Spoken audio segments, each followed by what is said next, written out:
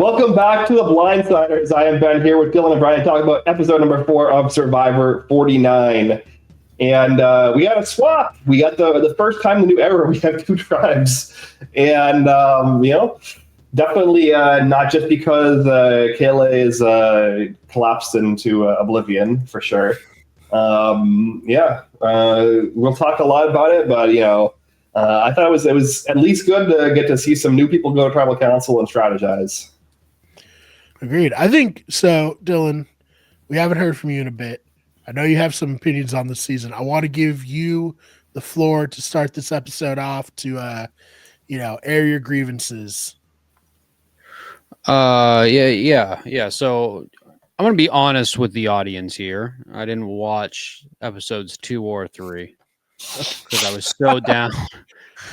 I'm aware of what happened. I'm aware of the end result of everything. I just I couldn't put myself through. I was so down on this season after that first episode. I feel like I didn't come across in our podcast episode how down I was after that premiere. So I skipped the past 2 episodes. I'm aware of the snake. I'm aware of going to tribal with 3 people. I'm aware of all of that. But so I forced myself to watch tonight. I was I have to do this for the pod. I got to be back at the pod. It's I can't give up on Survivor. I really think if I hadn't had this podcast, I wouldn't have watched the rest of the season. But I'm glad I did. I think this was a very good episode. I think I didn't know. I didn't know. For some reason, I thought I had incepted myself that at one point in the new era, they had gone back to 2 tribes, even if it was for just 1 vote. I can't remember if that's the case. I mean, regardless, they have the twists where they demerge them. That kind of counts, I guess. So I don't think it's any coincidence that we get back to 2 tribes and immediately, it's not super kosher though. Cause obviously when you start a game with 2 tribes is not the same thing as originally being in 3 tribes and then merging into 2 because 1 tribe has been completely decimated. And obviously you have those relationships that have already been formed. But I think that this was a good episode. I think that tribe with Sophie, I'm still learning the names, Nate, Rizzo, Jawan, and Savannah. I think that is a very tight group that I think is a group of very, very good players in context of this season. So I'm very excited for that. I thought this was a good episode. I thought the first 30 minutes were kind of not that good. And I just kind of thought I was in for the same thing I was with the premiere. I also switched cable providers, so I didn't have my DVR set up. So that was also another reason why I didn't watch the past 2 weeks, because I need that 20-minute buffer zone where I can fast forward through all the commercials. Right. So I'm back. I'm excited. I'm not declaring this the greatest season of all time. I just thought tonight was a solid episode, and I'm now back into looking forward to doing this week by week. And like I said, I think I'm very high on Sophie, Savannah, Rizzo. I like Nate a lot. I think that I found kind of my core 4 to root for, of people that I think are very, very good players. So I'm excited about that. So I am cautiously optimistic and back in. But like I said from the jump, this has become I'm watching for Savannah and Rizzo going into season 50. But I have found myself with players like Nate and Sophie really kind of now investing in them, even though I've only watched 50% of the season so far. But that's a plus. I think it's really important in Survivor to find those people, because my initial instinct was a lot of these people were very boring. And I think that premiere was not a good episode. And I don't think it was a great exposure for other than Sophie, because I think Sophie had a good premiere episode. I think other than that, we really didn't get to see a whole lot of people or anything that really impressed us. And I think that we have started to see those things now. So thumbs up, 1 single thumb up, not 2 yet, but I'm excited. I'm very happy to be back to talking with you guys, and I'm back to being week by week. It feels good.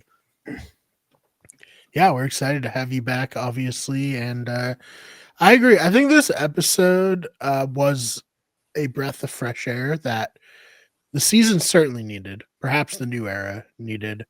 The 2 tribe format, I think now that we've done the 3, I think I prefer it.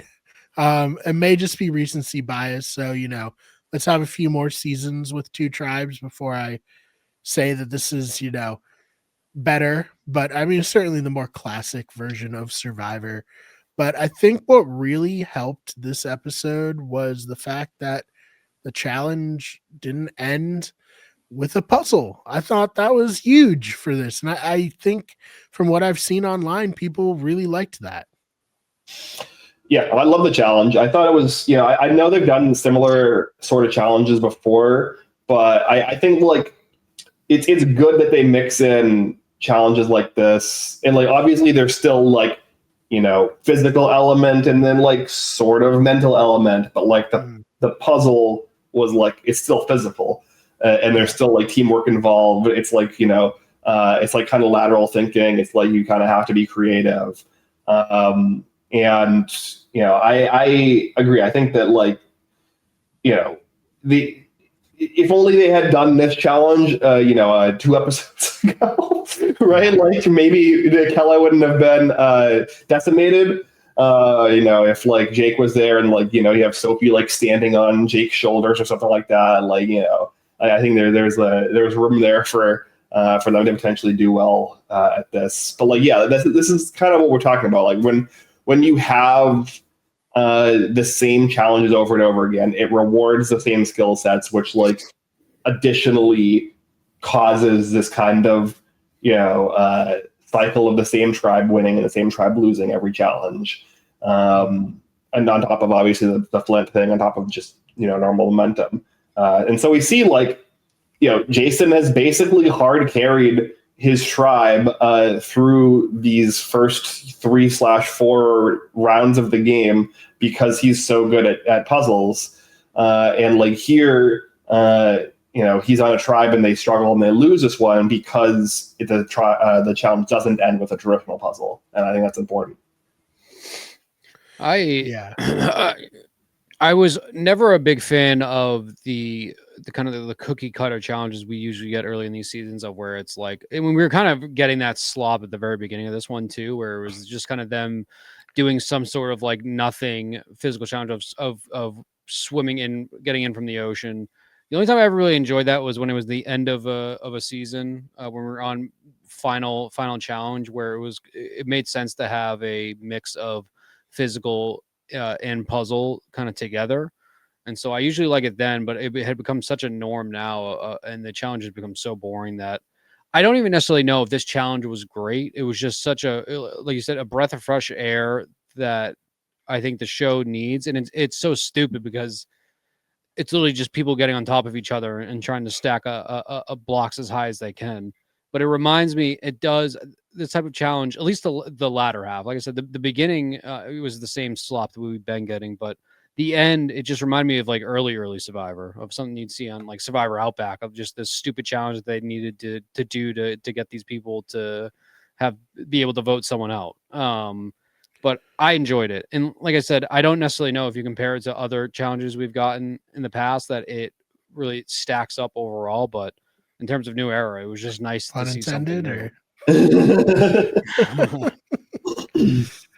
Yeah, so I really think the 20s had like they were in their bag with the challenges. Like sometimes it'd be super physical, sumo at sea, or the one where they have to chase each other through the water. Sometimes it'd be a carnival game, like a ring toss, and then sometimes it would be a puzzle. And I think let's do that. Let's bring that stuff back.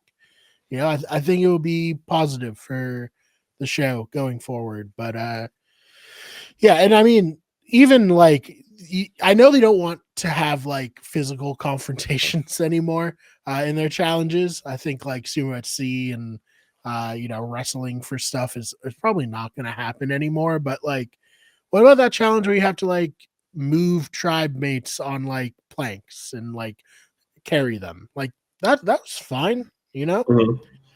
But yeah, no, I liked this challenge tonight, and man, I was seeing my winner pick life flash before my eyes. Similarly, probably to how Jason was feeling at that tribal council, where he was. I mean, you have to be sweating bullets if you're in that position, Why can't we do the wrestling challenges anymore? That's what I want to know. Bring back like I want like the football of people drowning each other in the shallow river. Like I want all that. I want coach throwing stuff when he didn't technically win. I want all that. I don't know why we can't get that anymore. I think that we used to be a proper can do that anymore. reality TV. They need to. I still think that I always hate doing the Survivor was like the hey, you remember when Survivor was actually good? And I feel like I do it all the time on the episodes, even though you guys were the ones that watched. I feel like you do it all the time. I think Schmergen Brawl just killed it. I think that's the issue. Yeah. I don't know. For more on that, check out my video on the most dangerous Survivor challenge ever on the Blindsiders YouTube channel. Is that the one where they drowned him? No, I didn't like the one they drowned them. I thought that was as somebody who is not a fan of drowning, I think that like the one they did for the first time in Nicaragua where they're like on the wheel. Oh, the wheel and it dunks them. Yeah, I don't know. That to me is just like there's so little skill to it, and it's just like like if you're going to do a drown them challenge, I prefer like the last gasp. Yeah, no, definitely agree with that. Schmergenbrawl was like rugby and basketball and MMA. Yeah. Like mixed into one challenge. I don't know. It's the change. It's just the change. Once again, I don't even know if necessarily this was just a good challenge. I think it's just like the change of pace, the difference. It's like, and I swear to God, if I see Simotion as the final challenge this season, I feel like 50 final challenge will be Simotion. I'm calling that now. I think I've fallen into minority that I have become so sick of Simotion. I think it's like completely spoiled it, like period for me. Yeah, I mean, it's the same thing with the puzzle, like the also portion of the puzzles, where like it's not intrinsically bad. It's just like it's been oversaturated to the point where like I want to see something new, and like at the very least I want to see like some variance, right? Like when Simotion was like first brought back for like the second time, like it was a big deal because like it's the first time we've seen it since like Token Chains or whatever. But it's like, and that was also like the theme of the challenges in Second Chance was they're all repeat challenges, but they settled into let's just put that as the file immunity every other season. Yeah. Although interesting, because obviously we got Simotion last season. According to this chart, though, we did not have Simotion before 48 until Survivor 44, which I feel like that's a lie. I feel like there's no chance we went 4 seasons without Simotion. 47 was the it's like a stacking thing, right? Like a puzzle into a stacking, or like the one that Rachel won. And then 46, the one was the one Ben won, which was like the puzzle with like the Plinko thing. Mm-hmm. Yeah. And then I like that. Yeah. If you're gonna do some motion, just do the Australian Survivor version where you're like running upstairs. I do prefer that one, even though it's like technically less like fair and equal or whatever. Yeah. I agree with you with the 46 one. I thought the 46 final immunity that Ben won with the puzzle and the Plinko, even though the Plinko did like have a technical difficulty or whatever. I thought that was like the most fun to watch because it was like a combination of Simotion with a puzzle. So like there was actually something like interesting going on, and it wasn't just people like moving balls. Like there was like the Simotion element to it with the Plinko, but then also they're building a puzzle, and you could physically see them doing that. Yeah. No, agreed. Well, we should probably talk about this episode. So I guess we got like the one moment of them at their very lowest on Kayleigh. Sophie lost the shoot, but she got it back. That's good. I think overall a good episode for Sophie, all things considered. Especially considering she's been to every tribal, probably her best episode. Yeah, Sophie Stapley. Denise coming for Denise's crown. Coming for her crown. Mm-hmm. If she can get through every tribal and get to the end, maybe she'll win like Denise did. It doesn't always work for players who do that, but maybe it will this time. Dylan, you said in our text thread, you didn't like the new Kaylee tribe. They're just very boring comparatively to the what's the new yellow tribe's name? Hina. Yeah. I think just at least from what we saw, once again, did not watch past 2 episodes. I feel like I'm like a leper in this case of I need to keep letting. You know what? It's like a whole new season now. I saw the whole bit. He got bit by a snake. They took cameras into the hospital. I get it.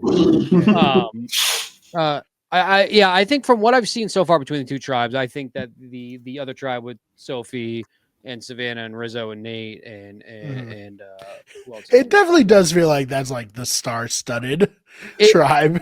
And I think having the knowledge of who's in 50 also makes me just immediately zone in and lock in that tribe of like this is where this is going to happen. But I think it makes it a little hard to talk about them, right? It was even still, right? Like, I don't know anything about Sophie S. Like, I know very little about. Well, she doesn't like fruit.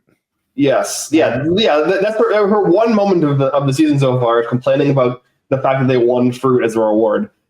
Which, come on, I mean, is that why she's being buried in the edit? Yeah, she wasn't grateful enough. Jeff got on the phone after that challenge. He's like, I want an average of 0.3 confessionals tops on this one. This is famously in Borneo, the mutinied because the reward was 1 beer. He's not letting that happen again. So let's name it. So that tribe is now Alex, MC, Christina, Sage, Shannon, and Sophie S. Right? Am I missing him? And MC.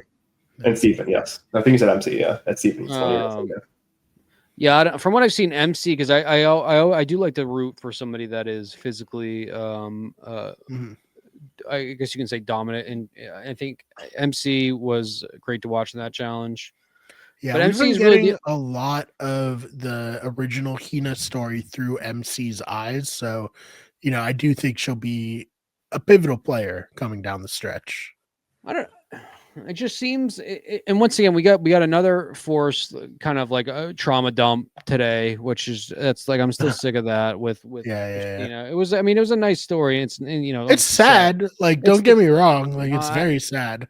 That is still my number one. I am so sick of the trauma dumping, and I feel like that they're now shooting. The edits are shooting for who is going to give us the worst story and they thought they had it last year with somebody that lightly had autism. So I think that they're really grasping at straws. What was that? I think they're really. Oh yeah, well, it didn't work. So they didn't, and I think Jeff lost to his ex-girlfriend, right? The Traders won, and Julie Berry apparently works on the Traders. So tough night for him. Jeff did say he would be on the Traders, which I think is very, very interesting. I would love to see Jeff play that on the Traders. Yeah. Maybe if they do an American celebrity season. I know the UK is doing a celebrity season right now. He'd be great for that. That would be a lot of fun. That would be, you want to get the buzz going around like Survivor and reality TV fully again. I think Jeff playing Traders would be very, very interesting. That would be a lot of fun. Yeah. Don't know if we'll get that, but he said that he is open to doing it. So that he will 100% get voted off. Maybe first for the memes of voting Jeff Probst off of a show. But yeah, I mean, you'd probably make him a trader, right? Yeah. It's almost like it's. But I don't think he's surviving a round table, is what I'm saying. Yeah, I guess it depends who's on this season too. How many people are going to be like, I want to be the one to say the tribe has spoken to Jeff Probst? But back onto that tribe, just not a whole lot that I am excited for gameplay wise from that tribe. I think it's all with that other tribe now. And I don't know. Hopefully we're sticking with 2 tribes for a while and they're not going to do something funky to split us up into 3 smaller tribes again. That would be terrible. or to do one stupid twist where like somebody gets kneecapped once again, and there's some sort of weird tribal or voting going on. Tough to stay positive, but yeah, that's just my take. But yeah, I think we'll go to the merge with these two tribes. That would be great. Probably one more round. Yeah, that'd be great. And my hope is that like they saw this unfold while they were recording 49. They're like, you know what? Maybe we just do it for 50, and we're gonna just do a little twist on everybody and say it's gonna be two tribes. The thing with 50 being still three tribes is there's 8 people per tribe, right? Like I can fuck with that more than the 6 because 8 there's a lot more you can do, you know. Like it's almost like 2 people team up in a tribe of 6, and it's like, well, are we all going to go against them? Probably not. So I'm just gonna go with them, you know. And it feels also too obvious that they're doing 3 winners, 3 tribes with 1 winner each. It just feels like that is part of what makes this a little hard to like talk about, because I don't know, because we've been open that we know who's on season 50 and we're gonna say who it is, and I think we know who wins this season because of that, but at least goes very far. Like it's very obvious like Savannah is going to go far. It maybe win. Who knows? But I was getting flashbacks to Australian Survivor where like Parv would have 10 confessionals an episode. Savannah had so many confessionals tonight. I do think a lot of the reason too is that Savannah is one of the more entertaining people on confessionals in this season too. She's great. She's great. I think Savannah is shaping up to be our, new era version of a villain, because she's proven, I think she's smart with the games she's played. She's also proven that she's actually been pretty loyal to her own to this point, even everything with the idol in this episode for Rizzo. I know that their hands were kind of bound to what they were able to do, but I think that she has shown glimpses of somebody who I think is going to be cutthroat, which is great. And I think it's something we need. We don't need like the fake cutthroat where they're just pretending like they're doing this because they want to win the game. I need somebody to be purely just spiteful and want to win this game and want to take out anybody that they can. D was like kind of the closest we gotten, but not really. I need somebody that is just like, we need a villain. And I feel like there's glimpses of Savannah there, but I also think that she's just like decent at this game so far from what we've seen. I can't say anybody's really good at this game so far. I just think that tribe of Nate, Savannah, Rizzo, and Sophie have all shown glimpses that I think that they can be very good players in this season. I feel comfortable. Go ahead. I mean, I'm biased, but I think Sophie has shown enough to me that I can confidently say she's good at Survivor. I agree. I think we've obviously seen a lot of Sophie too, and we've seen her up against the ropes. But I just think everything we have seen from her has been she's played the right moves. She clearly has shown herself very likable. If that tribe was willing to take her in so quickly, so no, I agree. I would put Sophie the highest so far from what we've seen gameplay wise too. I also think Sneaky Rizzo. Rizzo has impressed me way more than I had thought he would. I thought that he was just going to be the little goofy, funny guy that they wanted to pull in 50. I think that he has impressed me so far with his gameplay. I really do, and I think that he's had probably the funnest journey so far for the things that he's done in this game. Big fan of that chest in the water too. Not to like skip around, but I love that chest. That was if I was in Survivor and I found a chest underwater with immunity and idol in it, that would be pretty fucking sick. Yeah, I really liked that it was like a cork or something so that it floated up out of the chest. That was fun. Yeah, it was good. Yeah, good for Rizzo. You're right, Dylan. I think he's been a star. I think like many people when we first saw him, we were a little like, what is this gonna be? But he is, really found a way into my heart, and I'm rooting for Rizzo, the Riz God, praying to him. No, I agree. I think that there probably are people who are annoyed by the Riz God, RIZGOD thing that he keeps saying or whatever. Yeah. I think I find it endearing. I think it's because he doesn't it kind of fits within like the confines of how I view his personality, where it just comes off more as like endearing to me than like, like he's kind of seems like a goofy dude, like trying to do a bit, as opposed to like somebody who like legitimately, he's not like a Russell Hantz where he's like trying to like, legitimately call himself like a god or whatever. He's just trying to do it. Yeah, no, that's a great point. Like, it's very clearly like tongue in cheek. Like, it's silly and fun, and he's just having a good time with it, and that makes it fun or easily rootable. And if anyone disagrees, you're just a hater. I don't know. You don't like fun? Come on. Yeah, but I mean, I heard. I think even if I didn't know, it's obviously hard to say. Like, it's hard to like put your brain in a situation where you don't have information that you do have. But like, I feel like even if I were watching the season not knowing that Savannah and Rizzo were on season 50, like I would still look at this and be like, okay, the winner is Savannah, Rizzo, Sophie, or Nate. And like, don't think I can be convinced that somebody other than those four are winning. Yeah, no, I totally agree with you there. We'll see. I think it was fun. I think part of why it's like clear that they're gonna win, and then like Jawan, even though he's with them, is not gonna win, is actually after they lose the challenge and Matt's talking to him, and Jawan's like, "Oh yeah, I would have been on like gone if we had gone to tribal," and Matt's like, "Well, would you?" Want to put your fate in your own hands, and Jawan like laughs at him basically. I guess not at him, but laughs behind his back in confessional.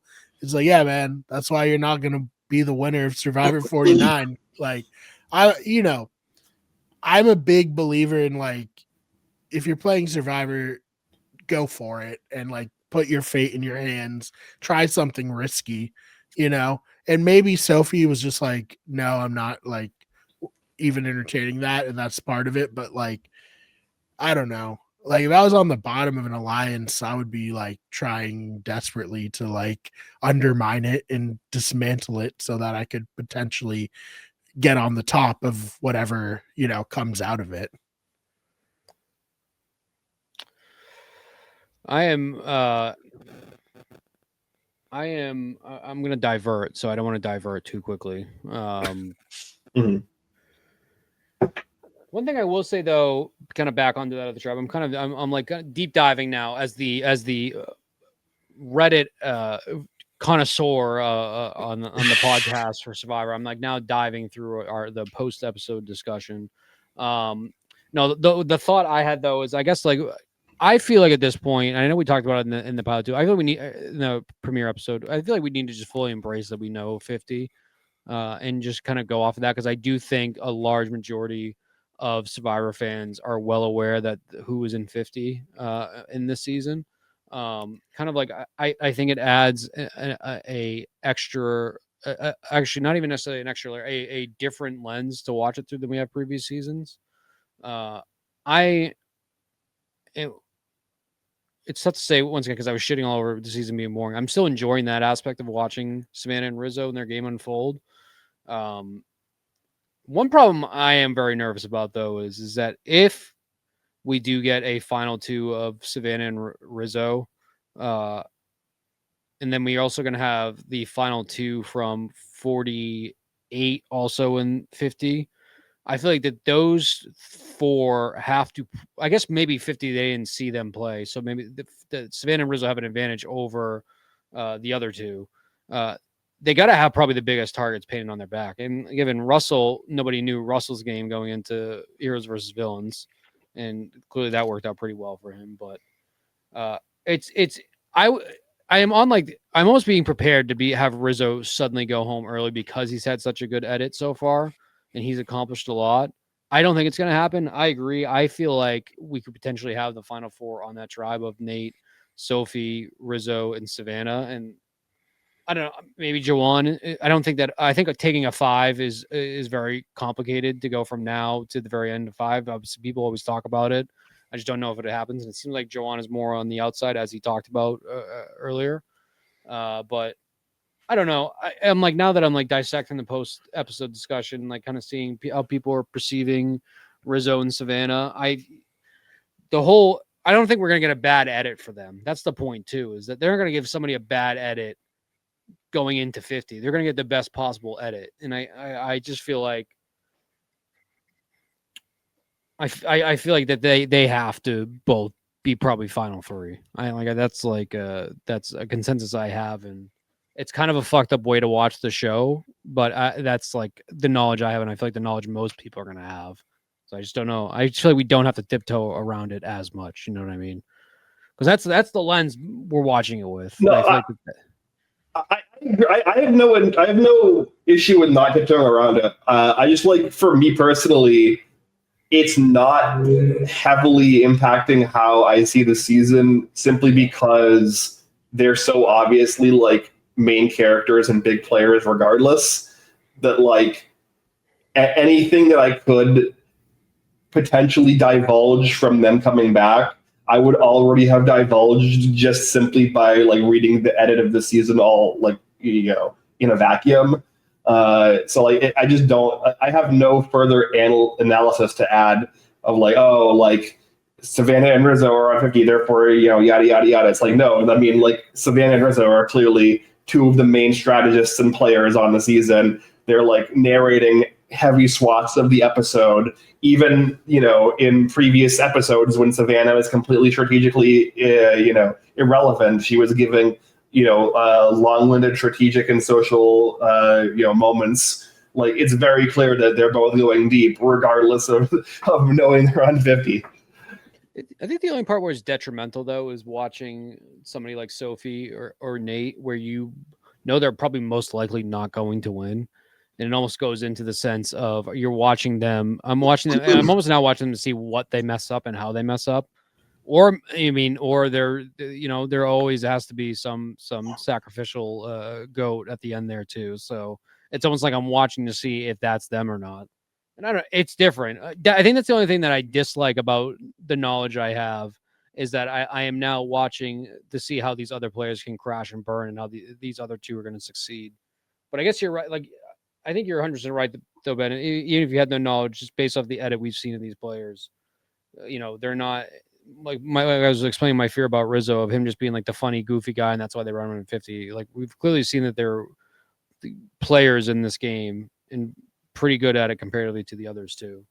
So I agree with that. I don't know. It's a very weird. It's very weird, at least for me too, because it's my first time watching live season with knowledge that somebody in the season is going to be on a season coming up.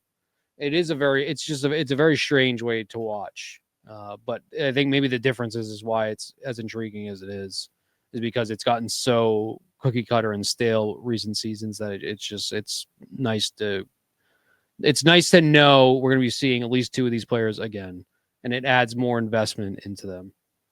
That was a whole tangent that I didn't intend to go on. I just wanted to say, yeah, I think we should just talk about it. But that is like the meta thought behind it. Yeah, I just want people to know that we know that they're on, and if I'm praising them, I'm not trying to be like sneaky, like you know what I mean. It's like, yeah, no, I know that I know they're on the next season. I'm not like trying to pretend I don't know and also praise their game. But yeah, I guess the big thing here, I think, coming out of the challenge, we kind of all thought that it was going to be Jason. I think that would have made the most sense. He was also being very straight up that he wanted to, you know, play with his former tribe mates and he was close with them. We get that through Savannah's confessionals. How did Matt mess this up so badly? I mean, we saw it, right? Like he just played really messy. Like, I mean, like, here's the thing. I get the idea of kind of swinging for the fences when you're in a bad spot like this. But like, there is something to be said, you know, like, and we kind of get like a little bit of the story of this through the invocation of Sandra's name, right? Where Matt pretends to play the anyone but me game, right? Where he kind of is fronting that, and he invokes Sandra's name, and then he shades Sandra, and then it also comes up at Tribal. And Jeff is like, hey, it worked twice. And like, it does work twice for a reason, because like there are certain circumstances where playing more conservatively and like playing like making the safe plays to just get you to the next round is just unfortunately what you have to do. Like I agree, in a perfect world, right? Everyone, all the Monday morning quarterbacks sitting on their couch are like, yeah, obviously, Juwan's on the bottom, like, Sophie's got no one, like these four should vote out one of the three because they're the three that are actually, calling the shots. And it's like, yeah, that makes sense on paper, but like actually like executing that in like an hour or two that they have to strategize, it's just not going to happen. And like you kind of have to play as safe as possible to survive.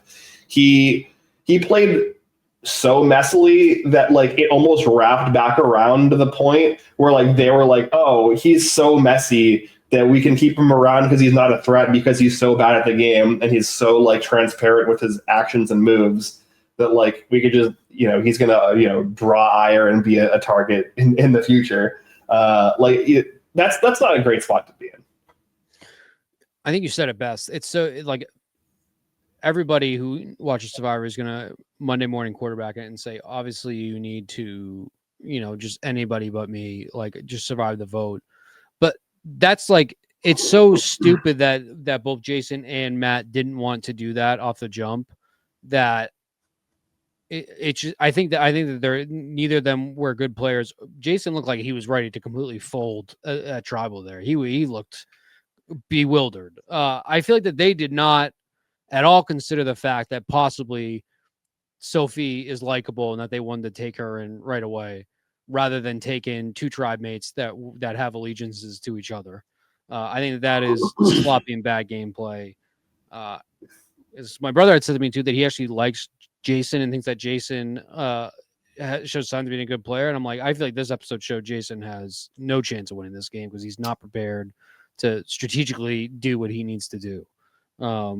That is like both don't tell anybody about your advantages and idols, and then also always let people discuss with you votes and listen to whatever they're telling you.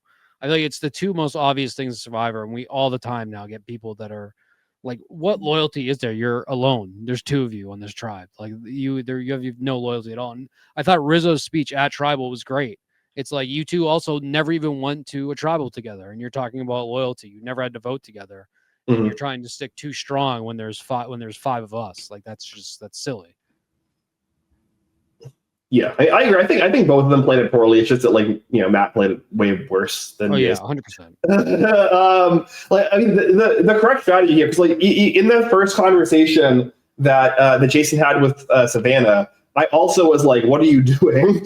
Because it's like Savannah had basically the reaction that I would expect her to have from originally watching that scene, which is like, you're preaching that you have sway with your old tribe and you can like direct them to do something, to benefit Savannah. It's like, what could you possibly direct them to do that would benefit Savannah? Like, it's a very clearly like a two-sided situation. And if you're saying that you have so much sway with these people, then that proves to me that you're a threat because you have loyalty with them, you have social sway with them. Like, that's just a horrible pitch to make. The pitch you should make in this spot is, like, whether it's true or not, say, thank God that this swap happened because I was in the bottom of that tribe. If we ever lost, I was done for. Like, they made it so obvious that this group was together, and then obviously if you're Jason, this is technically true. I don't know if he knows this, but it's technically true. And you could even basically throw the other person you're with under the bus, especially if you don't have a strong social or strategic alliance with them. You're Jason, you say, I was at the bottom. I knew it. Like, they made it so obvious. Matt was a power position. He was a kingpin. Like, he was working with like this person. Like, it was like clearly like a duo trio situation with like a fourth. Like, I was very clearly on the bottom. I want to run with you guys. Like, it's such an easy play to make to the point where like it's almost might become transparent in what you're doing. But like you can sell an earnestness to it. And I think with Jason, all of this would have been true. All of this literally would have been 100% true. I don't know how much he knew about the structure of the old tribe, but like he could have earnestly sold this. Clearly not a lot. Yeah.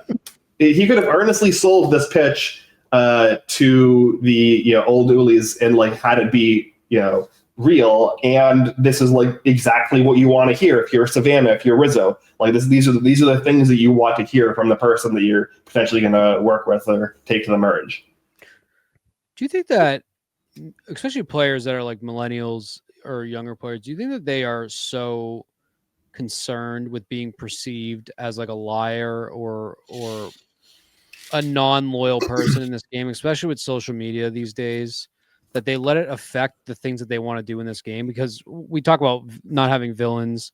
Like, imagine Johnny Fairplay in the age of Twitter and TikTok, like that being live. It would be all over the place. But I think people now perceive it so that attention would be so negative outside of the game.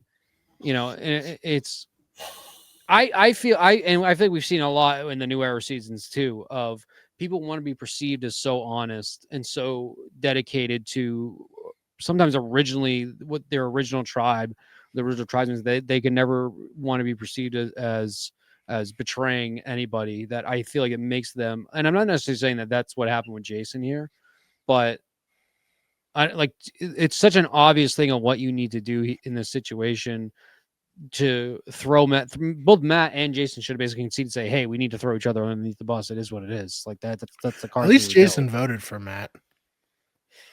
That's true. You know, yeah. But no, I totally see what you're saying, Dylan. I think you're right. I think there is a little bit of that. And it's not even unfounded, because if you like vote someone's fave off, they'll send you a picture of your house in your DMs on Twitter. Like, there are unhinged people on social media in this like age that we're living in, where everything is so intense and under a microscope. Like, it's and obviously Ben and I are just coming off of a summer of Big Brother, which has the craziest fans in the world. So I think there might be something to this idea, Dylan. I wanted to let it be known that if I go on Survivor, I'm now making my mission to be a villain, to break the trend, and either I will become a martyr for the villain lovers, or I am going to be a trendsetter and game changer for Survivor. That is my goal. I'm going to immediately backstab someone from voted off first tribal, but that's what I'm aiming for. I don't know. I really do. I do think that there's a lot of that. I think people are very, very nervous and scared to how they're going to be perceived to the public now that they let it affect their gameplay. Whereas before, it's not to say that people before, players in the non-new era, weren't nervous about that. I mean, fucking Colby basically threw away his game to be able to have a career post-Survivor.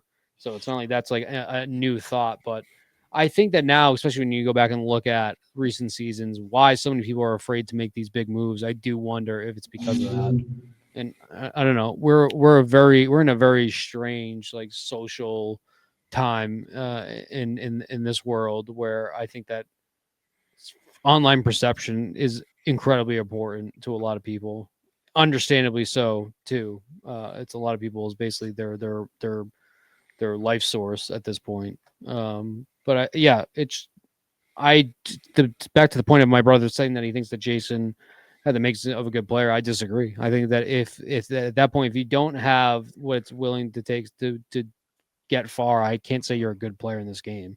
If the first time you have adversity, you crumble, you're not a good player in this game. And I think that Matt and Jason were both not good players. Yeah, I mean, here's the thing. Like, obviously, live games not real Survivor, but like, I'm somebody who, like, when I've played live games in the past, like, I go in with the intent of being a villain and like playing hard and like making the game a good experience and a good show. And I've been cast on a Heroes versus Villains All-Star season as a villain for that reason. Yeah. And what I said, as my first confessional in that season was like, I'm not a villain in real life, but I play one for TV, right? I think that's like kind of the distinction that you have to make as a player coming onto these shows, and then also like as a fan, like unless somebody is like some like heinous bigot or something like that, like who like like if you're like just doing, slimy things within the course of gameplay. I think it's silly to like get mad at that as a fan, and I think that like it's silly to hold yourself back as a player from doing what you need to do to win because you like are afraid of the perception that you might be shown in the show. Because like, especially like on Big Brother, with the live feeds it's a little different, but on Survivor, you're gonna get edited a certain way regardless of what you do. Like, however the show wants to paint you, or like whatever narrative the show wants to talk about you as a player and in order to tell the story of the season properly, it's going to happen regardless of what you do. Like, you could still be painted into a villain role for the narrative of the show, even if you like go out of your way to not be a villain.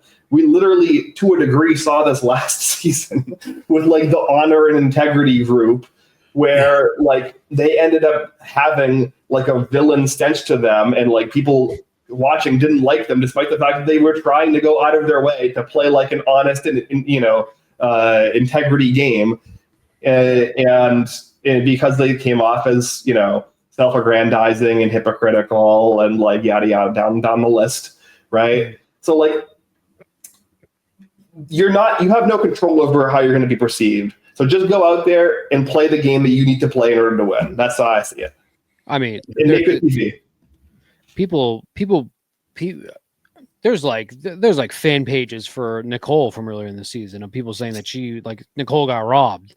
It's like people become so attached to the random players in these games now. And I'm sure maybe it's always been like this. Like people just like will just say their random favorite player of all time is like somebody that played in season 3 that was voted out second. That I can't even like. Survivor Sucks was notorious for that.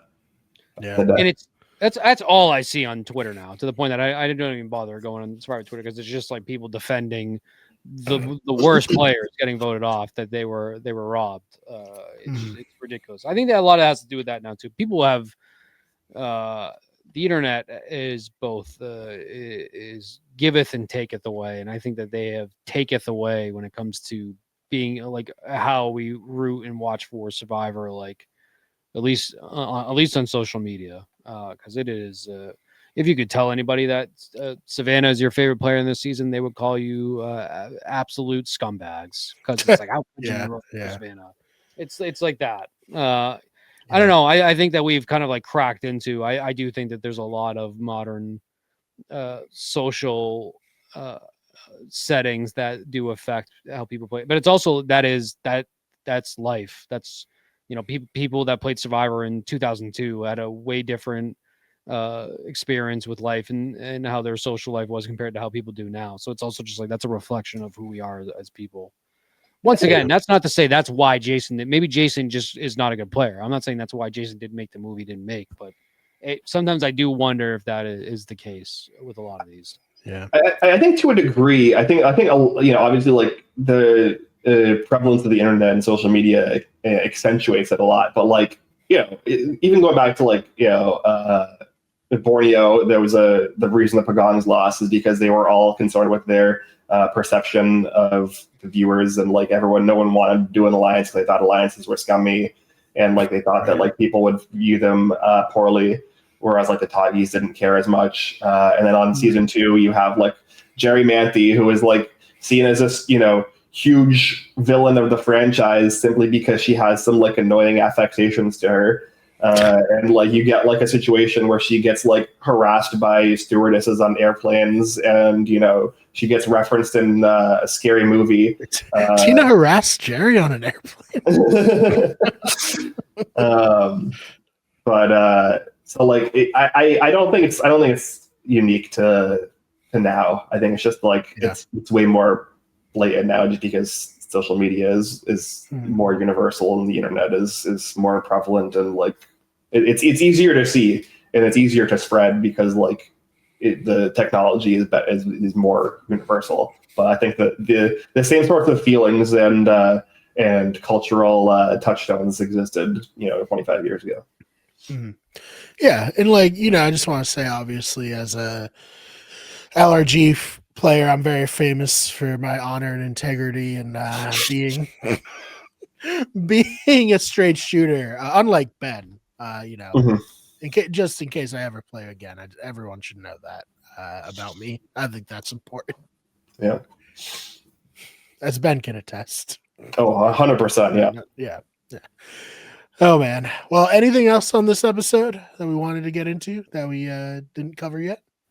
I think kind of back on to Jason not playing shot in the dark was insane move. Both of them.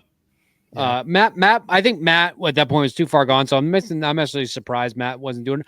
I thought Nate was trying to bully Matt into playing, which maybe he was, which I thought was a genius move. But I think after you go through that tribal council before you vote, if you're Jason and you don't play shot in the dark, you are insane. I think Jason is Jason's very, very lucky. Matt, I think 9 times out of 10, Jason is gone in this tribal. I assume there was probably a conversation that happened that wasn't shown where they, like, Savannah and or Rizzo or whoever talks to Jason and was like, look, if we keep you, you can't play we don't want you playing your shot in the dark. We want you voting for Matt so we can, confirm that you're actually going to potentially, move forward with us in the game. And I think that, like, from what we saw in the tribal council in particular, that was like the point that kept on getting driven home was like,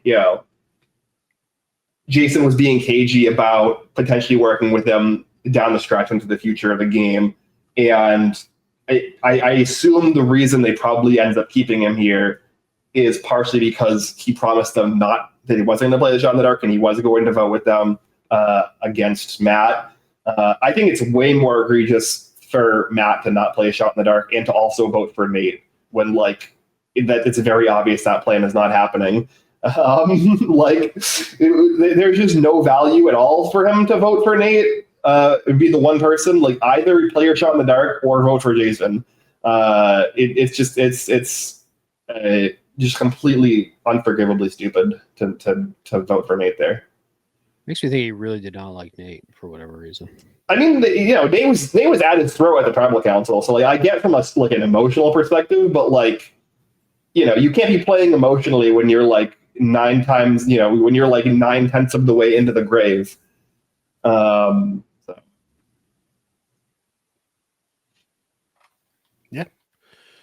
All right. Well, Dylan, anything you want to promote before we get out of here? No, keep listening to this podcast. It's all I have going for myself in my entertaining non-family life. My creative genes are at an all-time low. I feel like I was at my all-time high of rambling and just stuttering during this podcast. So I need to get back into mid-season form. I will do that for our listeners. No, I want to do more. I keep saying it, but I need to nut up or shut 6 up. is out. Did you get it? It is, and I was very good next in the beta. Week, and I am next week we will be streaming Battlefield 6. I am throwing it down. The gauntlet here. I'd love that. Let's run a tank crew together because that's like all I'm good for is repairing tanks in this game. Same. Yep. Medic or engineer, and just not shooting people. That's not what I'm strongest at.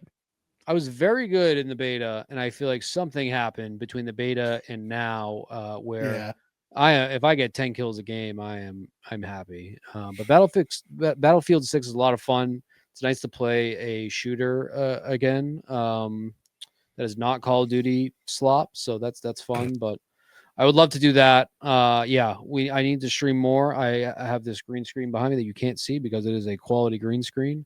And I need to utilize that a little bit more. But no, keep following here, supporting our show, the TikTok. Brian puts in a lot of work, and it would be nice for everybody to be able to support and experience that. And I appreciate you, Brian. All the various TikToks. And I think that all, please. I think Ben does a great job hosting the show and wrangling us in. And I think that that deserves a little bit more credit as well. So no, keep watching and listening to this, and I will be watching episodes and committed to this podcast and not rambling as much moving forward. I needed to. You were fine. You're in your head. I don't think you rambled too much. Don't worry about that. Well, halfway through I kept what movie or show is that where the person keeps saying they lose their thought? Like, that seems like Michael Scott, something like that. Or like I start talking and like I just never know. Like, it's Michael Scott yes, quote. Yeah, that was Michael Scott. Yeah. That is pretty much what happened to me a majority of this podcast. But I do think we got a lot of good points out, and it's just it's nice to have faith back in this season. Honestly, to be 100% honest with you, I for the first time this fall looking forward to watching Survivor again, which is great. So I'm excited about that. So I love to hear that. Let's keep the train going. I do think the season can only go up from here, right? Like I think the floor for the season for me is just like basically being Survivor 45 2.0, which is just like this kind of group, kind of loosely beguns their way to the end, and the other group kind of like doesn't really fight back or is like kind of strategically incompetent.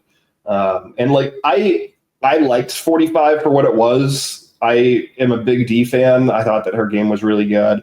So like if we're just run back Survivor 45 and then we get to see like a Savannah versus D kind of situation on 50 with that kind of setup, I think that's at the very least interesting. So like if that's the floor, then like I'm content. All right. Well, anything you want to promote before we get out of here? Nope. No, you're good. You're good. I mean, I may or may not. I know about a week and a half ago, I played a Hearthstone tournament on stream. Yeah. I may be doing that again this weekend on Sunday. I haven't decided if I'm going to do it or not. So. All right. Well, potentially be there. That's twitch.tv/Tray of Spades. I wish we could host it. Twitch took hosting away. I don't understand. Yeah. What the fuck, Twitch? Yeah, you can just go look at everything and it'll be a suggested channel because that's what they do now. Yeah. So you can easily find Ben there. As for me, a new video came out today on the main channel. We could get everything talked about a new roguelike deck builder demo that's part of Steam Next Fest, right? That's what it's called. Mm-hmm. I really thought it was a great game. I praise it a lot in the video. Please go check it out and download the demo. See if you like it. I feel like being an indie game dev is very, very challenging, considering how many honestly good games come out all the time that just never get any shine. So trying to help shine a light on a game there. Other than that, those fake nerds for nerds pop culture news. We'll hear your sports for sports news, and Better Radio is of course our podcasting channel where this is being streamed right now.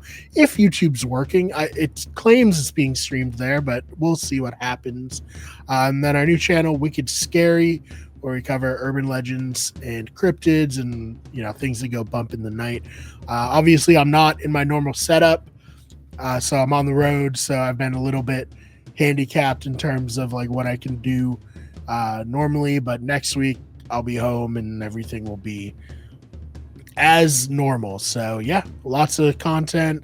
Also Pokemon ZA is coming out tomorrow. I'm very excited. I'll definitely be making content about that because I'm still sticking with it despite its faults, and there are many.